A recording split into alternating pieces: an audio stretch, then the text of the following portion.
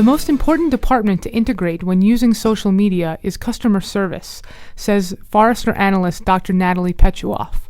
She recently authored a report called The ROI of Online Customer Service Communities and reveals its details with One-to-One Media assistant editor Jeremy Nedelka.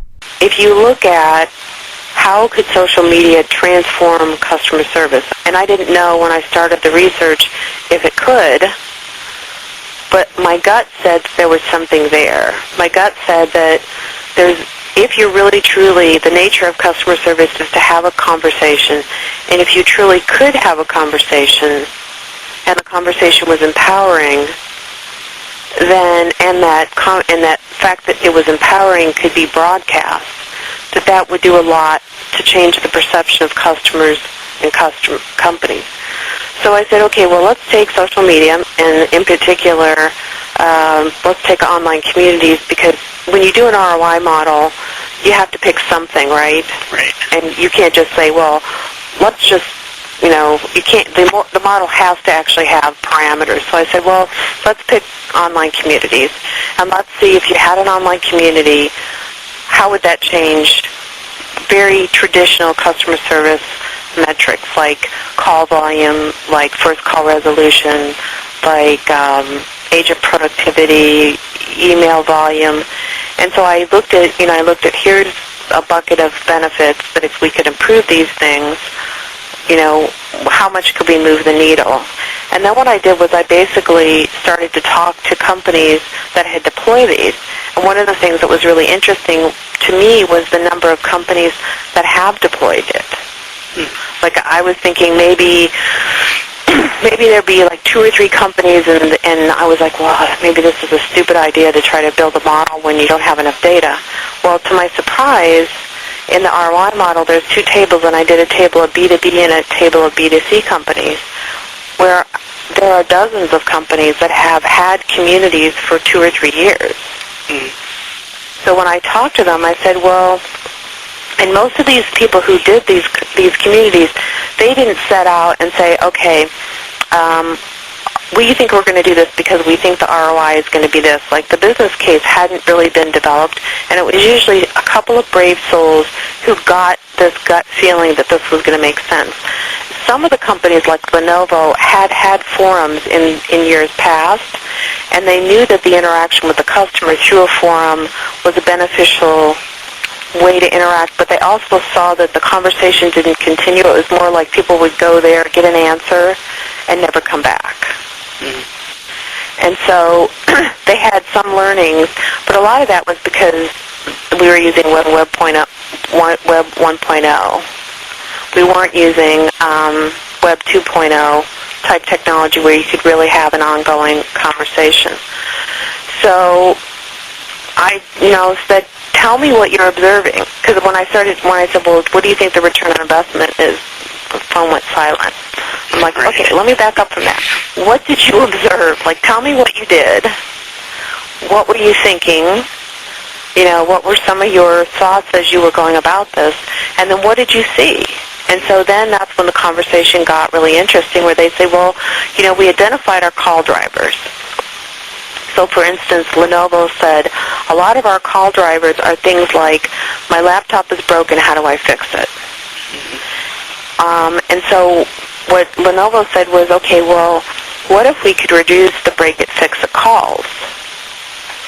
So what they did was they went into the community, they asked people questions, they looked at what people were asking, they looked at what parts were breaking, and then they went back to product engineering and they said, hey, is there any way that we could fix these things?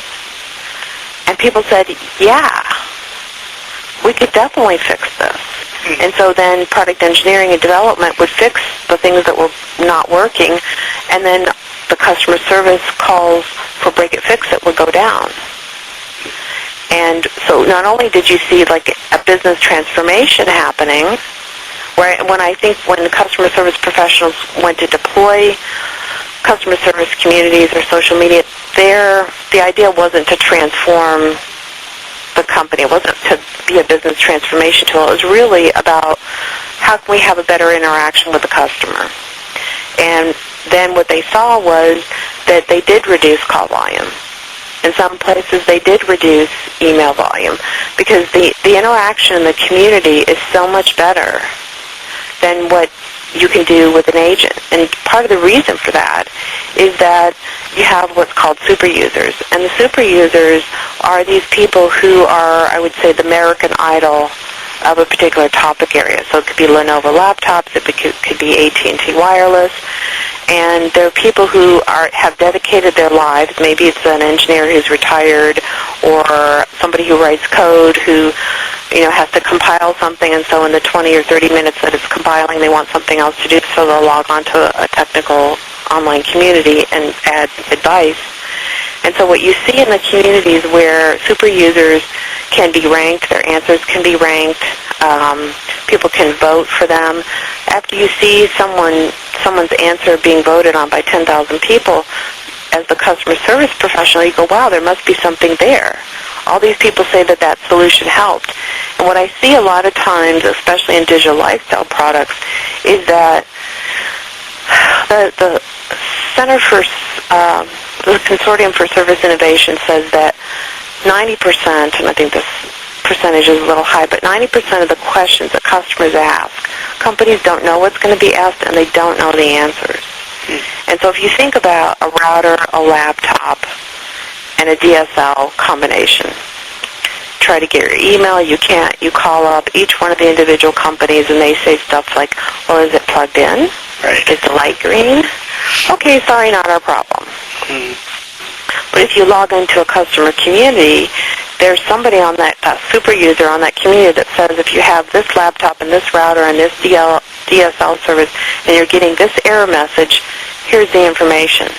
So now customers are realizing if I go to the community, that's where the meat is. That's where the real technical information is. Now you take that information and you use federated search so that the agent can see the answers in the community. The agent becomes brilliant. The agent's call time goes down. They're not doing that, routine, is it plugged in, is the light green kind of diagnosis. They're actually able to send links or give very specific information. And what you're seeing at a lot of call centers is there are usually a couple of agents that are migrating towards using the social media tools as part of their everyday job.